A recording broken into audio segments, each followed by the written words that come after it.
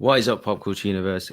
We are back for another and the final episode review for Star Wars: The Bad Batch series. This is episode 16, the finale, part 2, and it's called Kamino Lost. I'll be one of the hosts on this episode. My name is Bogz, and we're my girl Sol today. How are you today, Sol? I'm doing good. Ready to talk about this episode. There's a lot of stuff to partake in this, like break down, and also some theories for season 2. Like that ending, gotta leave it with the cliffhanger when you got a second season coming. Yeah, absolutely. We'll talk about the ending a bit later, but just give a summary of the episode, of course. As well, I think this is going to be a little bit of a different review, as wasn't loads that happened this episode.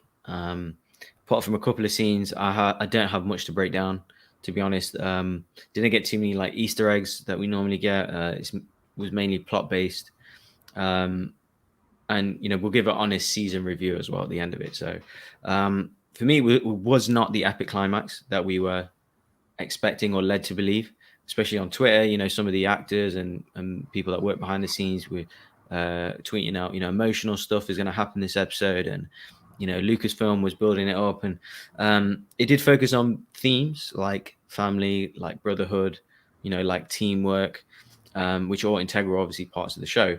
But overall, I was disappointed at times with this episode, considering how intense part 1 was, and also just generally first season finale. I thought it was a bit of a letdown, a bit underwhelming. Was expecting maybe a surprise cameo, like something jaw dropping to kind of end the series on a high to start season 2, which will probably happen next year. Wasn't a bad episode, but I did feel like it fell way short of the hype and an emotional ending, to be honest. So that's my kind of summary of the episode. Well, how about you? So how do you feel?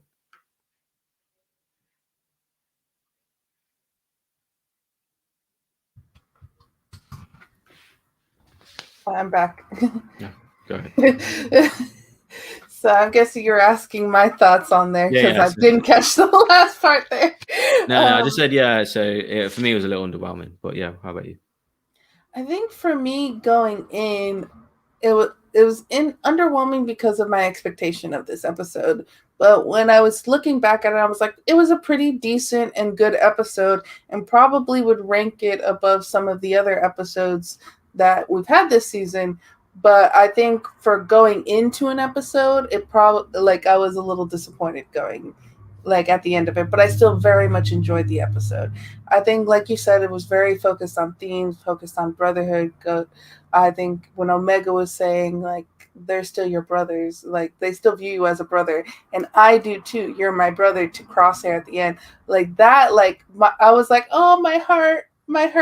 So like it definitely made me feel the way that I was supposed to feel and their intentions when throughout the episode. But I think at the same time I was just like, oh man, this is supposed to be an epic finale, and it really wasn't. It was kind of like, oh, they made it off Kamino. You see how Kamino falls, which you kind of see in the last episode, but you really see how Kamino falls at the end here. And then there's even like moments with like the sea creature that was solved very quickly. And like obviously it's a small episode, like you can't put too much in there. But the fact like, oh, there's this sea creature, and then immediately they're like, oh, we're good, we solved that problem. It was like a minute later. So I think when you're putting people in danger, like you need to actually feel the danger instead of solving it immediately. And I guess that's my biggest critique of this episode, is that one little part there. Yeah, it was great that this, about a week ago they announced season 2.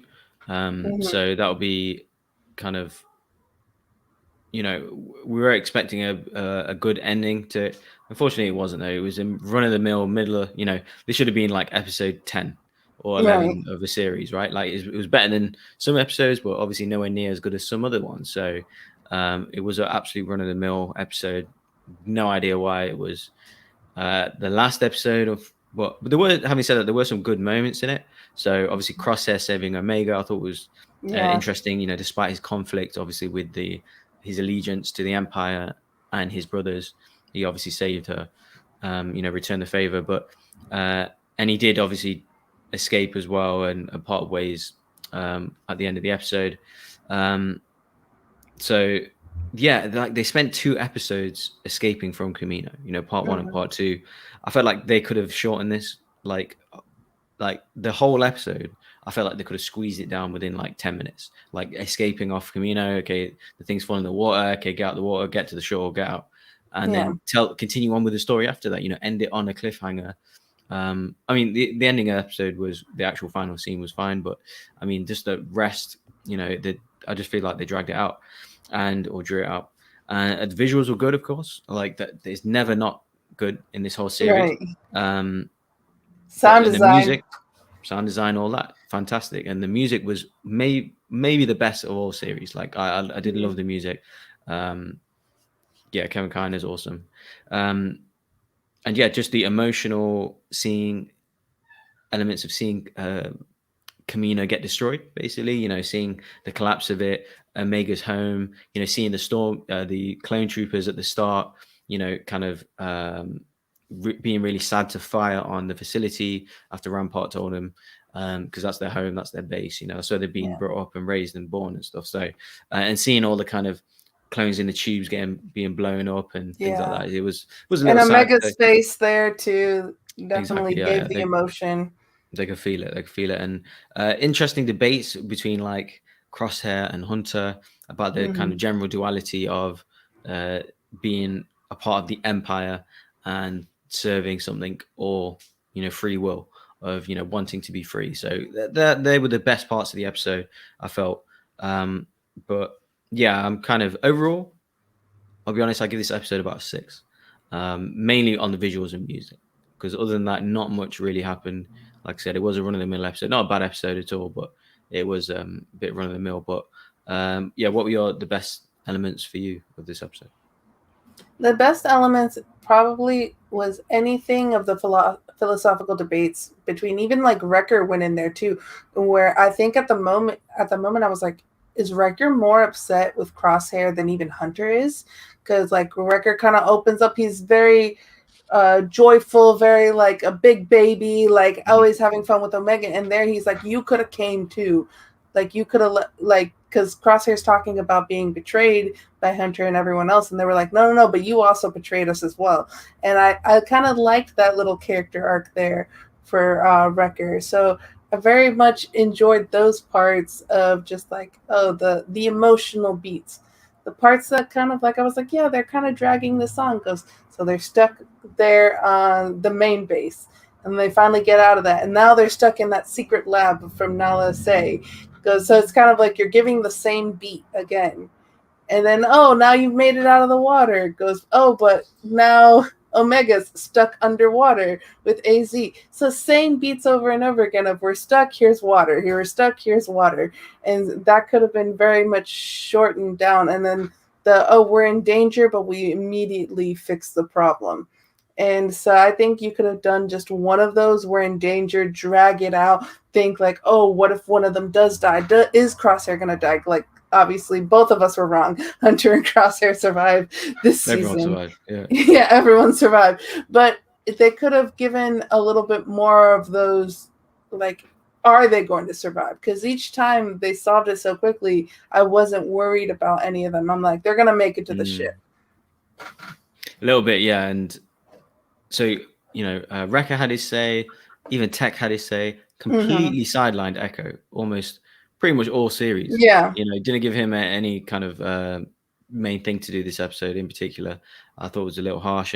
But, I we do forgot know. Echo was there, like, for a Exactly, lot of it. exactly, yeah. We do know that there will be season 2, of course, and Filoni always plans things out well. He always tells a Mhm. longer story, takes his time doing it, but we had to be very patient with the series, and they built up the finale and everything. And at the end of the day, I think I think no matter how big of a Star Wars fan you are, you will be disappointed with this series. I mean, I feel like you either really like the general consensus seems to be you really love it, or it's just not living up to the expectation. I mean, I'm Yeah. obviously in the middle of that. I think that's the general two sides. Obviously, everyone's entitled to their own opinion, but I'm kind of in the middle of that. But the ending, we'll get to the ending. So it seemed to cut to some kind of forest planet, a little bit like Kashyyyk, I thought, where So Nala Se lands, and obviously there's an Imperial, a female Imperial, kind of meets some science officer, meets her, and says something along the lines of, we appreciate your work, we admire of your work, sorry, and we're going to do some interesting work here, something along them lines. But we got big things planned for you. Big things planned. That's the one. Yeah, and so off that, I can't right now off the top of my head remember the name of the planet in Legends, but there was where the Emperor, cloned, had the clones of the Emperor from Legends. They were on a forest planet, so it could be they could be re-entering it. I might be stretching there, but it could be bringing that into canon, potentially. I thought maybe with this cloning planet facility, we could see something, because I think that they may do something force sensitive, like they may be implementing force sensitivity into clones somehow. Yeah, exactly. It could be the start. So Grogu, I actually thought kind of long shot-ish, but we would maybe see Grogu this series. Also, this could potentially tie into the Mandalorian, with Ahsoka and Thrawn. If there's any cloning going on there, because obviously, they did indicate force sensitive, cloning, that kind of thing. So obviously, it could be the Snoke sequel kind of topics and stuff like that, but I don't think they'll go there straight away yet. So that's why I thought that it could be an indication of force sensitivity, cloning, children, that kind of thing. So we could potentially see Grogu in season 2. We don't know, because he was around then. So he's same born the same year as Anakin, I believe. Right. Is when people were doing, if you take the year of Mandalorian and do the 50 and the joke of, are they a dyad in the Force? Yeah, exactly. Which that would be really funny. Yeah, and then moving on to season 2, they're going to be obviously moving into the original trilogy timeline. So the Empire will be more established, and we'll obviously see what's happening with Crosshair. Where's he at? What is he going to be doing in the Empire exactly? And Filoni, obviously, I can see Filoni having big plans for Crosshair as well in the overall arc of this timeline, especially. So yeah, expectations for season 2, and your thoughts on the ending as well. With Nala saying that kind of a science officer as well. Very much, I was just like, ooh, big plans. What are these big plans? And we know about cloning, just like Snoke was a clone, Palpatine was cloned, Grogu, like there was with the Kamino patch, and on Dr. Pershing, like I was like, so cloning still is taking place with the Empire, and then later the First Order. So it's very like, okay, it's indicative. They're going to use Nala Se. So how is Nala Se going to play into this? Who are they actually? I think there is going to be some force sensitive clones, or like trials of trying to make people force sensitive, and kind of like trying to start it and not being successful, and then possibly like someone higher up, maybe a Tarkin, maybe even a Vader, getting super pissed off when Nala say like, hey, you're supposed to be doing this and you're not succeeding. So I can kind of see that in the future. But those parts were interesting. And the most interesting character throughout this entire series for me is Crosshair. And the best episodes are episodes with Crosshair in it. The ones that don't have Crosshair, they were pretty much like, let's go to this planet and do this mission. And run-of-the-mill, very much like a Clone Wars run-of-the-mill episode. So the fact that Crosshair, again, we've been on chip watch. What's up with these chips? When did he get his chip out? We haven't learned this yet. And he's there, and he's not joining his brothers, not joining up with them. So where is he going? He's the most fascinating character to me in this entire series. So really anything that has to do with Crosshair, I hope they do a lot more. I hope he's like doesn't miss a single episode season 2, because he's really made this series for me. For sure. Also as well, no Boba Fett this series. I thought, because they did actually talk about him. He's basically twins with Omega, pretty much. So I thought, leading into the Book of Boba Fett, which is incoming in 3 or 4 months in December. Yeah, exactly. No trailer for it as of right now. But yeah, I think that would be just a good build up to it, for hype purposes, and seeing him in this. with Fennec Shand was in it as well. So seeing him, even I think he'd probably be a teenager at this point, but even seeing him in it, building up to the Book of Boba Fett, I thought that would be a cool thing. There was no kind of big cameos, no Vader, no more, Palpatine. Obviously, we saw a hologram, but that's it really. For me, even the series in general, I felt like it was good, not great. But with Filoni, the first seasons of his animated stuff isn't the best seasons. They always kind of build up Clone Wars, Rebels, etc. They kind of stretch out the stories as he does. And he doesn't go big, in the first season. That's quite well known. But even Ahsoka, there was no cameos. They talked about Rex in part 1, and then he just wasn't in part 2. So maybe overestimated the season 2 finale, but the part 2 finale. But yeah, it was a little disappointing. Overall series, like I said, good, not great. I'll probably also give it a 6. Some really good episodes, particularly in the first half of the series. And then too many Sid missions, too many episodes with Crosshair not in it. Too much still working for Sid, after they paid off. They're probably still on now. Yeah, they're probably still on. So I mean, it was fun. It was not as good as they built it up to be or hyped it up to be honest.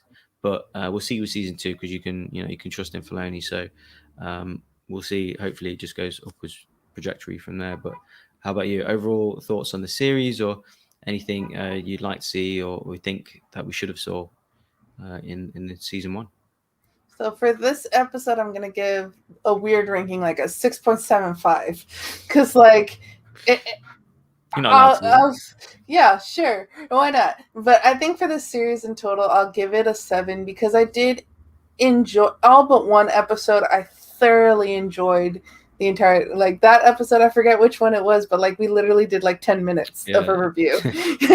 We're not much happened. Here's around, I think this series so far, season 1, it's too much working under Sid, too much let's go to this planet, do this, too much of repeating that, a lot of questions and not giving the answers to them, and kind of drawing that out. Now I feel that this show has the potential, after we have 2, 3, 4 seasons of it, to be an amazing show where we're oh, you have to watch The Bad Batch to understand the switch from the Republic to the Empire, to really get how everything changed over. And so those parts were the most interesting. All the little Easter eggs here and there, where you're oh man, the fact that me and my brother getting super hyped up, we're those are stormtroopers. So little moments like that. And like I said, Crosshair, he made this season for me. He's super fascinating. I really want to know where his mindset is, and I just want to know about these chips, man. Give me the answers to what's going on with all these chips. Yeah, in a weird way, I kind of don't believe Crosshair that he got it taken out. So he could still, could be lying for some reason. Right. I don't know. Maybe it's a potential. But yeah, overall, like I said, it was fine. Expecting big things though, season 2. Hopefully we'll get Book of Boba Fett trailer, and some other announcements as well. But that's it. That's been the season review of the Bad Batch. So we've liked it. How about you guys all at home watching? So put in the comments, what did you rank this episode, this season? What are your expectations for season 2? Let us know in the comments. Please like the video, subscribe to the channel for the Bad Batch season 1. Sorry. I've been Bogz. That's been my girl Soul, and we'll see you on the next review. I guess season 2. Yeah. Peace. Book of Boba Fett.